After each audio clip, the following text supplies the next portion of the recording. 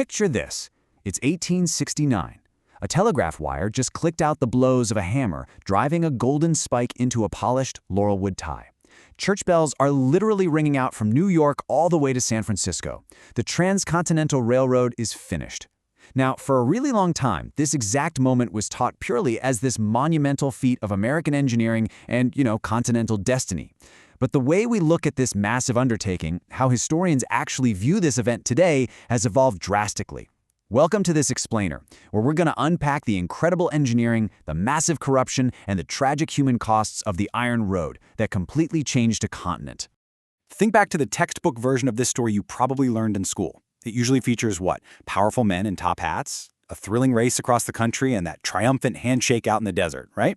But when we look closer at the historical record, that simple, clean narrative really starts to fracture. Okay, let's dive into this and step away from the traditional myth for a second to see what was actually happening on the ground. We are seeing a massive shift in historical views here. That 19th century celebratory narrative, it framed the railroad entirely as a triumph of manifest destiny and this great unifying force right after the Civil War. But the modern reassessment is, well, it's a lot more complex. Today, historians recognize the railroad as a story deeply entangled with the exploitation of vulnerable workers, rampant political corruption, and the brutal conquest of indigenous lands.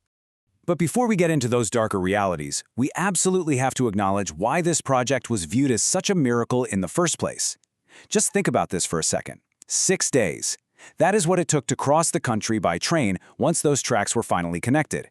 Before this, you were looking at a treacherous 6-month journey by wagon across plains and mountains, or maybe a dangerous sea voyage around Cape Morn, or even a disease-ridden shortcut across Panama. Economically and logistically, reducing a deadly half-year migration down to a 6-day ride, that fundamentally transformed the United States. Section 1. The Erased Builders. Now, what's really interesting about this slide is how a huge chunk of the story was historically just left out entirely. For over a century, an absolutely crucial piece of the puzzle was completely omitted from the history books. While famous figures like Union Pacific's Thomas Durant or the Central Pacific's Big Four took all the credit and, frankly, all the wealth, the actual hammers were swung by highly diverse and marginalized groups. Building westward from Omaha, the Union Pacific relied heavily on Irish immigrants, Civil War veterans from both the North and the South, and freed Black Americans. Meanwhile, building eastward from California, the Central Pacific found its workforce in Chinese laborers. 10,000 to 15,000. That's the staggering number of Chinese workers recruited by the Central Pacific. Many of these men were brought over directly from Guangdong Province. And while they were initially met with a fair bit of skepticism by the construction foremen, they quickly proved to be entirely indispensable. They were the ones tasked with the absolute most dangerous jobs on the entire line. Yet, despite being the literal backbone of the Central Pacific, these Chinese laborers earned just $26 to $35 a month. That was significantly less than what their white counterparts were paid for the exact same brutal labor. This massive wage gap really highlights the systemic exploitation that funded the railroad's rapid progress. And when I say brutal labor, I mean things that are almost unimaginable to us today. Take the Summit Tunnel in the Sierra Nevada. Chinese workers had to blast through solid granite at altitudes over 7,000 feet using highly unstable black powder and nitroglycerin. It took 15 months just to finish this one single tunnel, advancing literally inches a day. During the absolute nightmare winter of 1866 to 1867, crews lived and worked entirely underground, buried beneath 40 feet of snow. Hundreds died in avalanches and explosive accidents, yet for decades, their heroism was completely denied recognition. Section 2. Greed and the Gilded Age. So we have undeniable heroism and sacrifice on the ground, but what was happening in the boardrooms? Let's walk through the timeline. The project really kicked off when Congress passed the Pacific Railroad Act of 1862, signed by Lincoln. They passed a second, even more generous act in 1864. The Golden Spike is famously driven in 1869. But then, just 3 years later in 1872, the entire facade crumbles when one of the Gilded Age's greatest political scandals breaks wide open. To understand the scandal, you really have to understand the incentives. The government didn't just hand over a lump sum. Nope, they issued bonds per mile of track laid. Companies got $16,000 per mile on flat plains and up to $48,000 a mile in the mountains, alongside massive grants of public land. What you should take away from this is that because they were paid per mile, the financial incentives heavily prioritized blistering, dangerous speed over safety, logic, or ethics. Which leads us directly to Credit Mobilier. This wasn't a real construction firm. It was a shell company created by insiders at the Union Pacific. They basically hired themselves to build the railroad at wildly inflated prices, funneling government money directly into their own pockets. And to keep the government from looking too closely, they distributed shares of this highly profitable shell company to key politicians. Dozens of congressmen and, incredibly, even the Vice President of the United States, Schuyler Colfax, were implicated. And this brilliantly illustrates just how deep this greed ran. As the Union Pacific and Central Pacific drew closer to meeting in Utah, neither company wanted to stop building because every single mile meant more bond money, right? They became so desperate to claim those government funds that work crews literally graded tracks parallel to each other, going in opposite directions. No way, right? They were just building right past each other to cash in, until Congress finally had to step in and force them to meet at Promontory Summit. Section 3. A devastating legacy.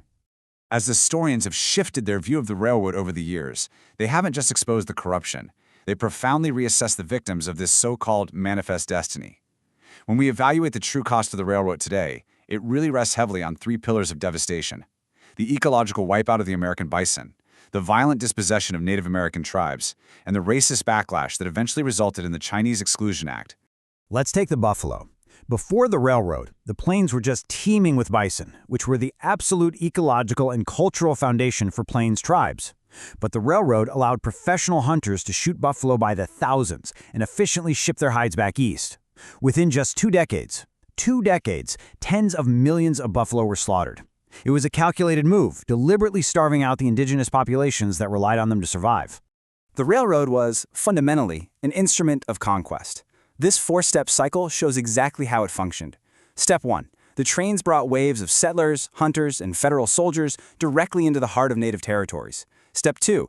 Native ways of life, like those buffalo hunts we just talked about, were systematically destroyed. Step 3. As pressure mounted, treaties were routinely broken by the U.S. government. And Step 4. The brutal wars of the 1860s through the 1880s made the forced reservation system both possible and inevitably tragic. Section 4. Reassessing the Iron Road. Let's move to Busuli and see how this builds into our modern understanding of the era. So how do we synthesize the incredible engineering with the undeniable tragedy? Well, history has a long memory but a very slow process of correction. Consider the timeline here. In a twist of bitter irony, the very Chinese workers who built the western half of the railroad were targeted in 1882 by the Chinese Exclusion Act, the first major U.S. law restricting immigration based on race. It wasn't until over a century later, in 2012, that Congress formally acknowledged their role. California followed in 2014.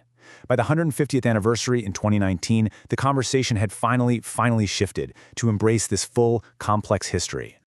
So the crucial point is summarized perfectly right here. The Transcontinental Railroad is not just a story of triumph, and it's definitely not just a story of tragedy.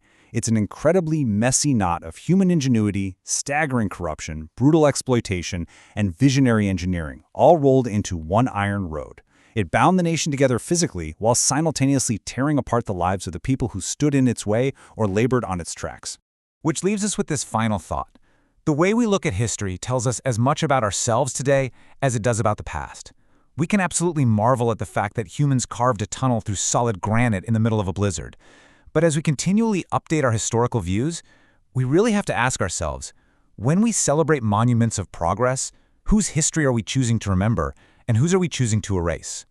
Keep that in mind the next time you hear a simple story about a complicated past.